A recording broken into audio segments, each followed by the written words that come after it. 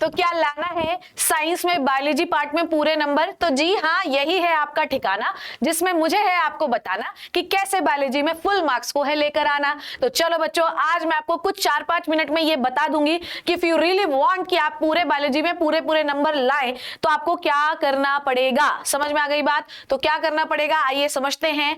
कुछ पॉइंट्स है और उस पॉइंट्स के बारे में हम कई बार डिस्कस भी करते हैं और आज की कक्षा में जिसे हम कहते हैं कुछ नहीं लिखा है, कुछ नहीं लिखा है, विनोद देख रहे हो? चलो आओ। सबसे पहले मैं कुछ पीस के बारे में बात करूंगी। पीस मतलब मटर नहीं, प्रिपेयर एंड प्रैक्टिस। देखो भैया, क्योंकि अभी इंग्लिश का एग्जामिनेशन आ रहा है इसलिए हम जो है बहुत ज्यादा इसके बारे में नहीं बात करेंगे कि भैया तुम जो है पूरी बायोलॉजी ही पढ़ते रहो। No, I am not going to talk about this. पर जैसे ही आप इंग्लिश का एग्जाम देकर आएंगे बच्चों, सीधे जुट जाएंगे किस पर? सीधे जुट जाएंगे आप अपनी तैयारी पर। सो पहली चीज जो आप करेंगे वो है प्रिपेयर एंड प्रैक्टिस। उम्मीद ये है कि अभी तक मैंने आपको जितना पढ़ा दिया है वो सब आप प्रिपेयर कर चुके होंगे और अगर अभी भी आपने नहीं किया है तो मैं आपको बताती हूं कि अगर आपने अभी भी नहीं किया, यू हैविंग द 3-4 डेज, तो आप कुछ मत करो बेटा, वन शॉट रिवीजन कर लो। अगर आप प्रिपेयर करना चाह रहे हो तो वन शॉट रिवीजन सारे बायोलॉजी की पढ़े, इनको कर लो। उससे भी छोटा रिवीजन चाहिए कि भी हमें इंग्लिश बहुत ज्यादा पढ़ना है तो बेटा जी पॉकेट रिवीजन कर लो। पॉकेट रिवीजन भी पढ़ा हुआ है, कल आपको कंट्रोल एंड कोऑर्डिनेशन का भी मिल जाएगा। प्रैक्टिस करने के लिए हम क्या करें मैम? अभी हमारे पास टाइम नहीं है तो फास्ट फॉरवर्ड। आपके पास यूट्यूब में कितनी अच्छी फैसिलिटी है यार। प्रैक्टिस सेशन के लिए आपको कुछ नहीं करना है, आपको एग्जाम पैक के 2 वीडियोस देख लेने हैं, ठीक है? और साथ ही साथ मैं हर दिन आपको जो भी सेशंस करवाती हूं उन्हें आप देख लो। इस लास्ट के 20 डेज में जो भी सेशंस बायोलॉजी के हुए हैं वो अगर आपने देख लिया, पूरी बायोलॉजी आपकी प्रिपेयर है। आप खुद से कैसे प्रैक्टिस करेंगे? भैया आपने जो भी शॉर्ट नोट्स अभी तक बनाए हैं उनको रिवाइज कर लो। एक बार हो गया बायोलॉजी प्रिपरेशन, इतना ही होता है, ठीक है? और ये कितने दिन की कहानी है? मात्र 1 डे की। और अगर आप अभी ये काम नहीं कर पा रहे हैं तो बेटा जब आओगे तब थोड़ा बर्डन हो जाएगा। तो अगर आपके पास बायोलॉजी में 5 चैप्टर हैं तो कम से कम 3 चैप्टर की तैयारी आप अभी ही कर लो। और वो 3 चैप्टर कौन कौन से होंगे? Life process, how do organism reproduce और हेरिडिटी। ये 3 चैप्टर रेडी करके रख लो, उनके क्वेश्चंस भी कर लो, उनके वन शॉट्स भी कर लो, सब कर लो, ताकि जब इंग्लिश का पेपर देकर आओगे तो कोई बर्डन नहीं होगा कि हमारा कुछ बचा हुआ। हालांकि मैं सारी चीजें रिवाइज करवाऊंगी। नाउ ध्यान से सुनो। Presentation, paper presentation is one of the most important thing in the biology में कुछ मैटर नहीं करता लल्ला कि आपने कितना पढ़ा है, मैटर ये करता है कि आपने उल्टी कितनी की है। कुछ भी चीज आप लिख रहे हैं बायोलॉजी में पॉइंट्स में लिखेंगे, देखो इस बच्चे को पॉइंट्स में लिखा है इसने आंसर। डायग्राम पूछा हो या नहीं पूछा हो, अगर 5 मार्क्स का क्वेश्चन है तो उसमें डायग्राम बनाना है आपको। अगर आपको आता है तो डायग्राम जो है बच्चों वो कंपलसरी है। 5 नंबर के क्वेश्चन में बहुत टाइम वेस्ट पॉइंट्स लिखने में मत करिएगा, डायग्राम बना दीजिएगा। आप प्रेजेंटेशन में पॉइंट्स के बाद आपको हाईलाइट जरूर करना है, ठीक है? हाईलाइट जरूर करना है बेटा जी। ब्लू पेन से डार्क हाईलाइट कर दीजिए जिसको हम चाहते हैं कि ये एग्जामिनर को दिखे। ये मैं कई बार ये वाली बात आपको बताती रहती हूँ। साथ ही साथ लेबलिंग, जब भी आप प्रेजेंटेशन कर रहे हैं तो आपका कॉपी सुंदर दिखे तो आप ये जो जैसे इस बच्चे ने नंबर किया ना, डू नॉट नंबर, ठीक है? आप एरो लगा के नंबरिंग करिए, ज्यादा ब्यूटीफुल लगता है। एक पॉइंट के बाद हमेशा एक लाइन को छोड़िए बायोलॉजी में, ठीक है? मैं और सब्जेक्ट की बात नहीं कर रही हूं। तो आपका स्पेशियस दिखेगा, आंसर बड़ा दिखेगा और सुंदर दिखेगा। जब भी आप लेबलिंग कर रहे हैं, इस बच्चे ने सब जगह की है पर मैं आपको सजेस्ट करूंगी कि लेबलिंग हमेशा वन साइड होनी चाहिए। जो साइड आप चुने लेबलिंग हमेशा वन साइड होनी चाहिए, इससे तो पूरी फैला के। अगर आपके पास चॉइस है, नहीं है तो फिर कहीं भी कर सकते हो आप, ठीक है? तो presentation should be good. Diagram पूछा हो, डायग्राम नहीं पूछा हो, डायग्राम आपको बनाना है। अगर वो 5 नंबर का क्वेश्चन है, 3 नंबर में 3 पॉइंट से 4 पॉइंट्स लिख दो बेटा और आपका काम बन जाएगा। डायग्राम नहीं बनाओगे तो चल जाएगा, पर 4 या 5 नंबर वाले क्वेश्चंस में आपको डायग्राम बनाना ही है। जैसे कि देखो इस 18 नंबर के आंसर में उसने सिर्फ एक्सक्रीशन के बारे में पूछा है पर उसने पूरा एक्सक्रीटरी सिस्टम बनाया है। इसका मतलब ये कि डायग्राम बनाना बायोलॉजी में बहुत जरूरी होता है और पेंसिल से ही। उसके बाद आपके पास सेक्शन है ABCDE। मेरा सजेशन ये है कि ई सेक्शन को सबसे आखिरी में चुना करो क्योंकि उसमें कॉम्पिटेंसी बेस्ड और केस बेस्ड क्वेश्चन आते हैं। तो कौन सा सेक्शन हम सबसे पहले चुने? जो सबसे छोटा होता है। जो 20 ऑब्जेक्टिव क्वेश्चन साइंस में आने वाले हैं उसको सबसे पहले चुनो, प्रायोरिटी, जिससे कॉन्फिडेंस बिल्डअप होता है क्योंकि एमसीक्यू करना बहुत आसान होता है और उसको हम फटाफट से कर लेते हैं। उसके बाद जो सेक्शन आपके मन का है, मैं तो चाहती हूँ कि आप 3 नंबर वाला सेक्शन चुने, ठीक है? उसके बाद 2 नंबर वाला सेक्शन चुने और लगातार पेपर करें। प्रायोरिटाइज करो कि आप किसको कितना टाइम दे रहे हो। बायोलॉजी में सबसे बड़ा लफड़ा ये है, पता है?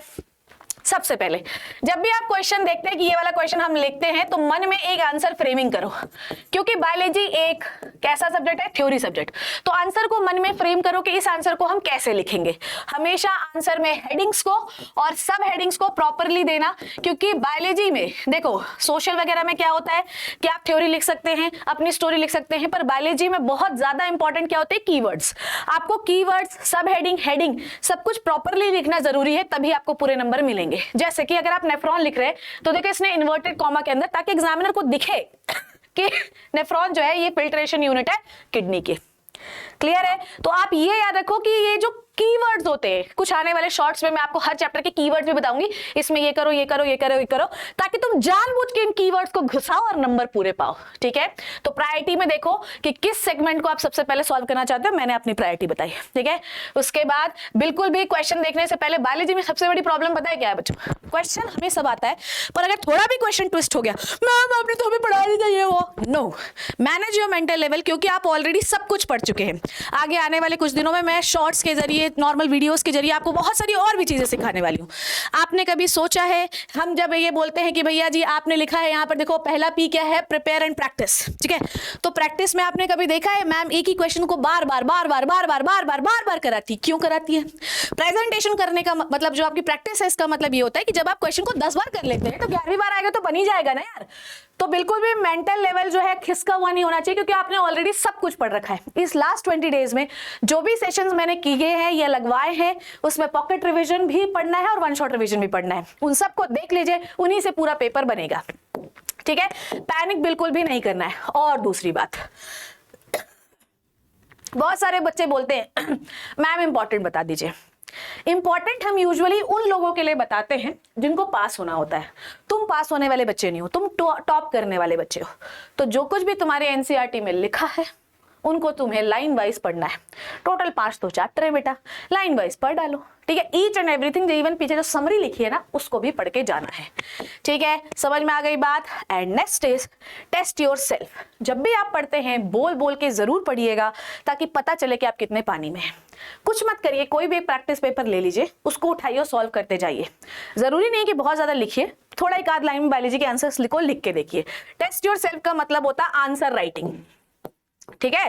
टेस्ट योर सेल्फ का मतलब होता है आंसर राइटिंग। फिजिक्स में न्यूमेरिकल होते हैं, केमिस्ट्री में रिएक्शंस होती है, पर थ्योरी होती है बायोलॉजी में।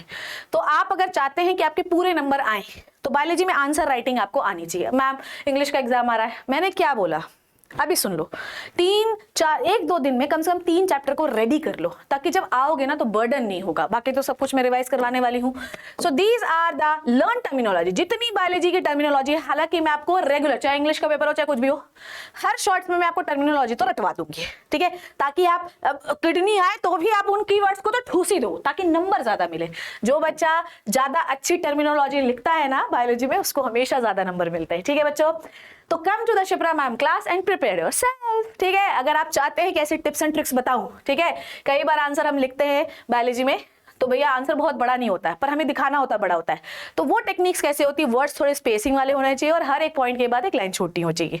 पर बात याद रखना कि अगर आप स्पेसिंग बहुत ज्यादा दे देंगे तो एग्जामिनर की नजर उसी चीज पे पड़ेगी जो आपको नहीं दिखाना है। तो सही लिखना जब आप ऐसा लिखना चाहते हैं, और जब आपको लगता है थोड़ा वो है तो उसको पैराग्राफ में लिखना शुरू करिए। पर मेक श्योर कि जो भी क्वेश्चन अगर बड़ा है तो उसमें डायग्राम जरूर बनाए। ठीक है?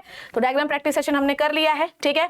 तो making mistakes is better than the faking perfection.